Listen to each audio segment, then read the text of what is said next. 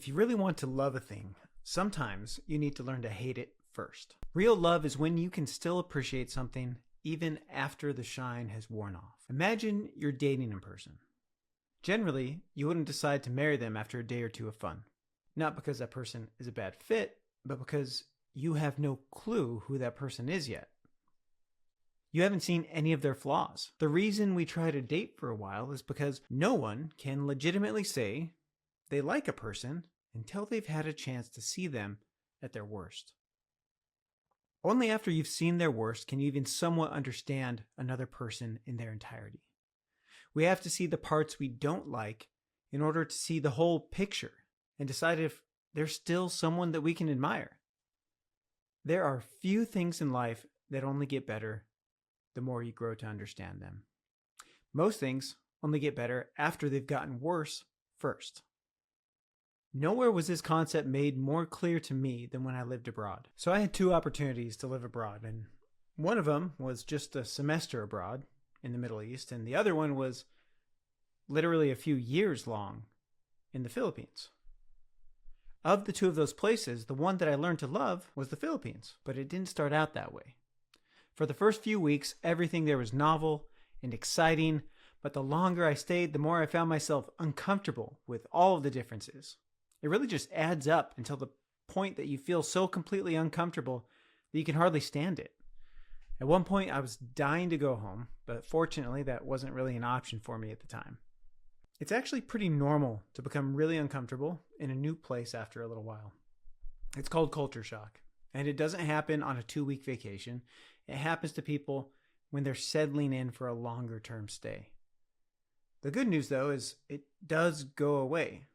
That discomfort slowly ebbs away over time, and everything begins to be just a little more familiar each day.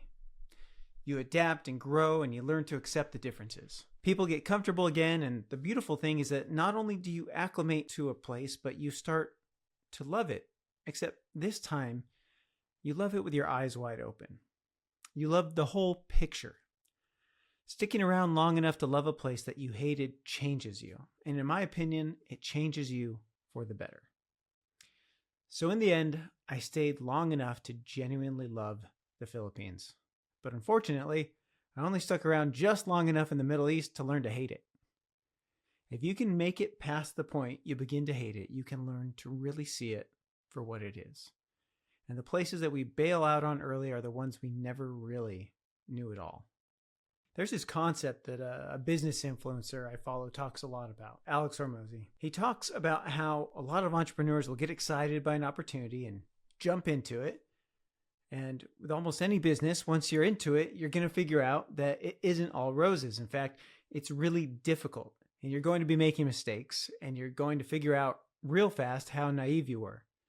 At this point, a lot of entrepreneurs like to jump ship and try a different opportunity out. What happens, though, is they start the process over. The reason to stick with a business you've grown to hate is that you grow to hate it because you're not naive about it anymore, which also means you know what it actually takes to succeed.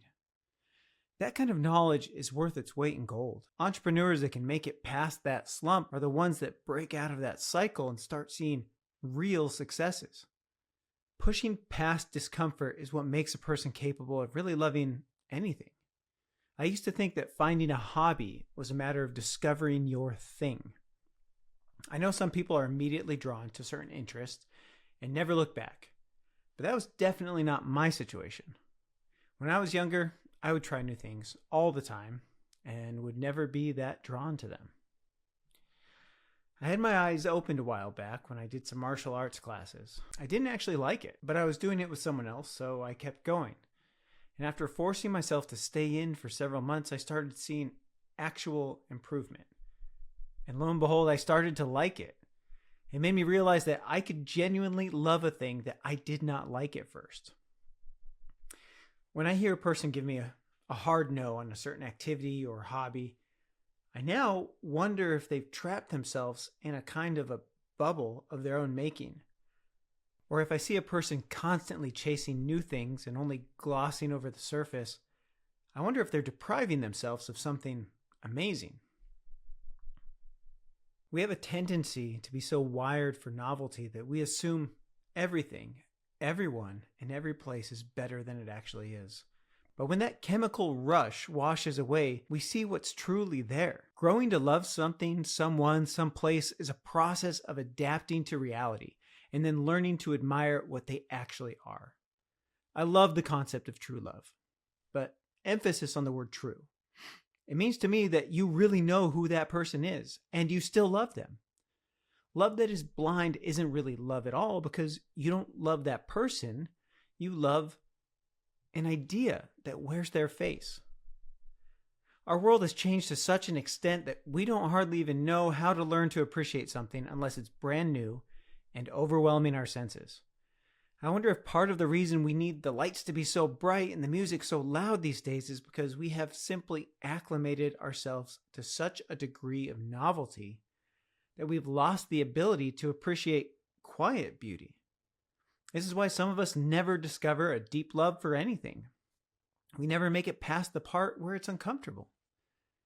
If you know going into a relationship, a hobby, a job, or a new place, that the shine is going to come off eventually, you don't have to be so disappointed when it does.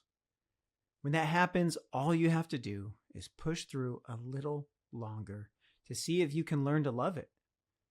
If you do make it past that stage and do learn to love it, then you'll know that you're not in love with a fantasy that you've created, but something real. If you're going to commit your life to a person, a place, or some other pursuit, you need to know you love the whole picture and not just a little piece of it. Let's all do ourselves a favor and reserve the word love for things that we truly know.